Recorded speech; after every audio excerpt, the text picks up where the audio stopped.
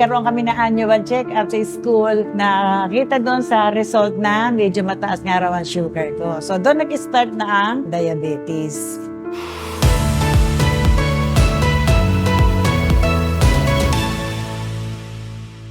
Bakit ka ihi na ihi? Sabi ko, inom ako na inom eh. Sabi ngayon, hindi, magpa-check up ka. Sabi ko, bakit? Baka may diabetes ka. Hindi, wala. Sabi ko, pag ganyan, nagdi-deny ako. Karoon kami na annual check-up sa school na kita doon sa result na medyo mataas nga raw ang sugar ko. So doon nag-start na ang diabetes.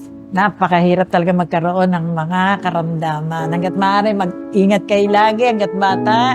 Kasi ako, pinag-iingat ng baliwala sa akin. Ako, hindi ako magkakaroon niya nga kasi maingat ako. Pero hindi pala. Sa kabila pa rin, no, magkakaroon at magkakaroon ka.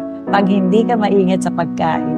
Kasi masarap kumain. Ang Ace Brew, nakita ko na siya sa Facebook. Nag-order ako ng isang product. Nakita ko yun sa Facebook na yan. Tinignan ko kung ano ang mga result niya, kung ano mga ingredients, kung paano makakatulong, kung ano benefit niya.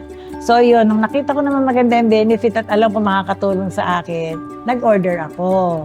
Simula na uminom ako ng Ace Brew, medyo gumanda ang tulog ko. Sa simula pa lang, nawawala na unti-unti nararamdaman ko mga sakit ng kamay-kamay ko. For sure, may recommend ko kasi ini-start ko nga sa family ko. Sabi ko, ito inumin nyo, masarap ito. So ito tikman mo itong iniinom ko, maganda rin kako to.